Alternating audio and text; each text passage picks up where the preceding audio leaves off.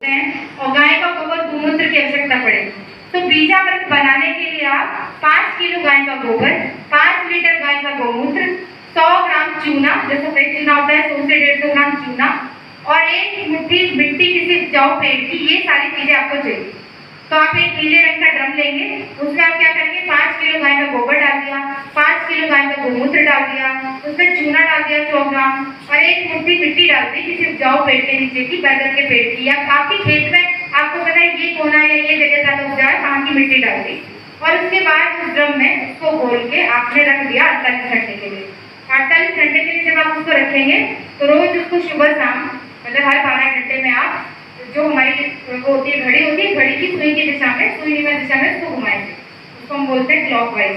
आप उसको घुमाएंगे, सुबह घुमा दिया फिर ढक के रख दिया।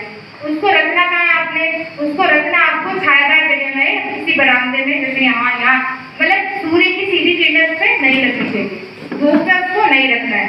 उसके बाद 48 घंटे में आपका जो बीजामृत है वो बनके तैयार हो जाएगा।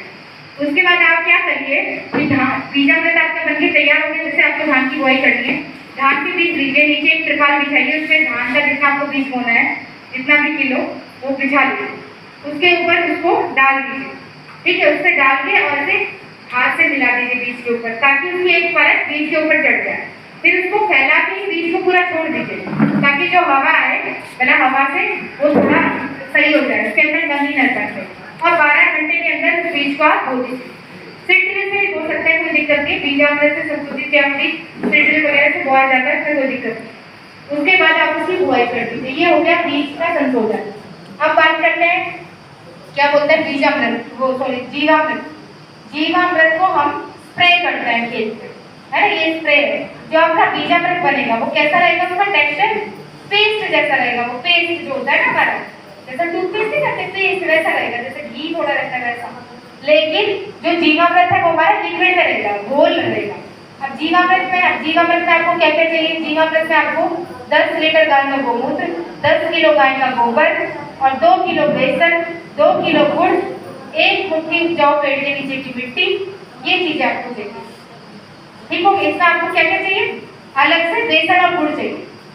तो आप एक ड्रम लेंगे, उसमें 10 लीटर गाय का गोमूत्र डालेंगे, 10 किलो गाय का गोबर डालेंगे, 2 किलो बेसन डालेंगे, 2 किलो गुड़ डालेंगे और उसके अंदर थोड़ी एक मुट्ठी मिट्टी डाल देंगे और उसके बाद 200 लीटर के ड्रम में पूरा पानी भर देंगे। 10 लीटर का आपका हो गया, 10 लीटर का गोमूत्र हो गया, 180 लीटर पानी भरेंगे तो वो पूरा ऊपर तक भर जाएगा। तो 200 लीटर पूरा पानी भर देंगे उस ड्रम में। उसके बाद उसको भी आप 48 घंटे के लिए छोड़ देंगे, 48 घंटे के लिए छोड़ देंगे और 48 बीच में हर 12 घंटे में मतलब सुबह शाम उसको घड़ी की सुईनुमा दिशा में आप उसको हिलाएंगे, हिला के फिर और इसको भी छाया की जगह रखना है। अब इसको आप अपने खेत में स्प्रे कर सकते हैं। ये स्प्रे जो आपकी स्प्रेइंग मशीन है उससे लिया जाता है, छान के भी कर सकते हैं। और किसान लोग जो कर रहे हैं एक्चुअली उन्होंने तो क्या किया, टैंक बना दिया, वो ड्रम में बनाते ही नहीं है, उसको टैंक में ही बनाते हैं और जब पानी देते हैं नाली से सिंचाई उसी में उसको छोड़ देते हैं, ताकि वो पानी के साथ आपके खेत में जीवामृत भी चला जाए। तो ये जीवामृत है, इसको हर 20 दिन के बाद आप अपने खेत में स्प्रे करें तो इसके बहुत अच्छे रिजल्ट है। ये खाद की तरह आपके खेत में काम करता है। अगर कोई कीड़ा लग गया है, कोई चूसनाशक कीड़ा लग गया है तो आप नीमास्त्र का स्प्रे कर सकते हैं। नीमास्त्र नाम से पता चला, नीमास्त्र जो नीम से बना है, ठीक है। तो नीमास्त्र में आपको क्या करना है, 5 किलो नीम के पत्ते या नीम की निगोली लेनी है, ठीक है, पत्ते ले लीजिए, निगोली लीजिए, 5 लीटर गाय का गोमूत्र लेना है, हाँ, और बाकी उसके अलावा आपको पानी लेना है 20 लीटर। तो आप क्या करेंगे, ड्रम में 5 किलो निगोली, जो भी निगोली लिए तो उसको पीस लीजिए, पहले नीम के पत्ते लिए उसको भी पीस लीजिए, क्रंच कर लीजिए, मतलब कूट लीजिए, कूट के उसको ड्रम में डाल दीजिए, उसमें 5 लीटर गाय का गोमूत्र डाल दीजिए और उसके बाद पानी डाल दीजिए 20 लीटर और उसको भी छोड़ दीजिए 48 घंटे के लिए। तो आपका नीमास्त्र बनके तैयार है। उसका घोल का आप स्प्रे करेंगे तो आपके खेत में जो भी चूसने वाले कीड़े हैं वो नहीं लगेंगे, ठीक है। अब रही बात बीजामृत और जो जीवामृत मैंने आपको बताया, जीवामृत की जो कहते हैं लाइफ मतलब प्रयोग करने की अवधि, देखिए जीवामृत जो आप स्प्रे करेंगे, आपने अगर आज बनाया 48 घंटे में बन के तैयार होगा, वो पहले 7 दिन में ही बेस्ट रिजल्ट देता है। 7 दिन के अंदर आपको उसको यूज कर लेना है, और 14 दिन के अंदर तो बिल्कुल ही कर लेना है। 14 दिन के बाद आप उसको इस्तेमाल नहीं कर सकते हैं, लेकिन उसके अंदर जो हमारे माइक्रोब्स की संख्या होगी, जीवाणु की संख्या होगी, वो घट जाएगी। वो इतना ज़्यादा इफेक्टिव नहीं होगा जितना आप 7 दिन के अगर अंदर करें तो होगा।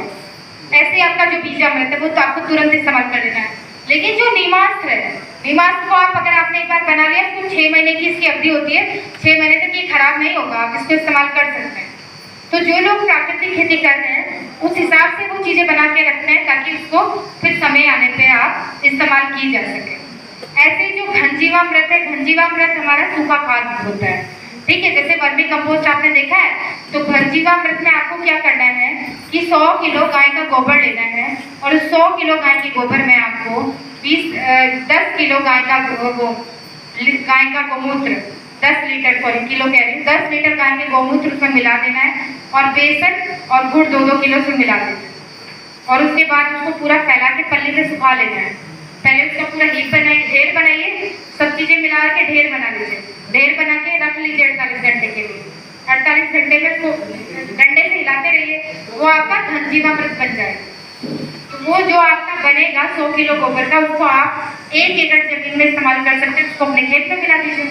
देखिए, प्राकृतिक खेती का मतलब कि हम जो भी चीज़ करेंगे अपने खेत में, हाँ, कीट नियंत्रण हो, रोग नियंत्रण हो, बीज संशोधन हो, खाद देना है, कुछ न्यूट्रेंट देना है उनको, तो आप उसमें क्या करेंगे कि जो भी चीज़ें करनी है वो हमको प्राकृतिक करनी है, प्राकृतिक चीज़ें यूज करनी है, नेचुरल। कोई भी चीज़ रसायन वाली यूज नहीं करनी है, क्योंकि रसायन वाली चीज़ें हमारे लिए हानिकारक है, हमारी मिट्टी के लिए भी हानिकारक है। और प्राकृतिक खेती में जो हमारे कल्चर बन रहे हैं, आप सोच रहे हो कि जो इसमें मिट्टी डाल रहे हैं, ये इसलिए डाल रहे हैं कि मिट्टी में हमारे सूक्ष्म जीव होते हैं जो अच्छे होते हैं, हमारे लिए जीवाणु होते हैं। ऐसे ही जो आपने गाय का गोमूत्र लिया है, गोबर लिया है, वो गोबर में भी हमारे जीवाणु और सूक्ष्म जीव हैं। तो हम उनको बेसन और गुड़ देके बेसिकली हम क्या कर रहे हैं, उनको खाना दे रहे हैं ताकि वो बढ़े, उनकी संख्या और करोड़ों गुना हो जाए। और फिर जब उस घोल को आप अपने खेत में डालेंगे, इसमें बेसिकली फर्मेंटेशन का प्रोसेस होता है, उसको जब आप अपने खेत में डालते हैं तो उसमें आपके खेत में जो वो हमारे जीवाणु है, सूक्ष्म जीव है, उनकी संख्या बढ़ जाती है। और जो उसकी गंध होती है, उसकी गंध से जो मिट्टी में बहुत नीचे आपके कहीं अर्थवर्म जा चुके हैं ना, केचुए, वो ऊपर आ जाते हैं, मिट्टी की सतह पर आ जाएंगे। अब जब केचुए का मूवमेंट होता है किसान के खेत में, तो केचुए हमारे क्या है, मित्र कीट है ना। केचुए सब किसानों को पता है ना, केचुए अच्छे होते हैं खेत के लिए, क्योंकि वो मिट्टी को भूरी करते हैं, भूरण करते हैं ना मिट्टी का। तो यही इसके पीछे का साइंस है। तो मेरा आप लोगों से ये कहना है कि अगर प्राकृतिक खेती आप लोग छोटे स्तर से शुरू करिए। महिलाएं यहाँ बैठी हैं, आप सब लोग अपने घर के बाहर साग सब्जियां लगाती होंगी, किचन गार्डन लगाती होंगी ना, घर के लिए खाने के लिए, नेनुआ, लौकी, करेला। एक मिनट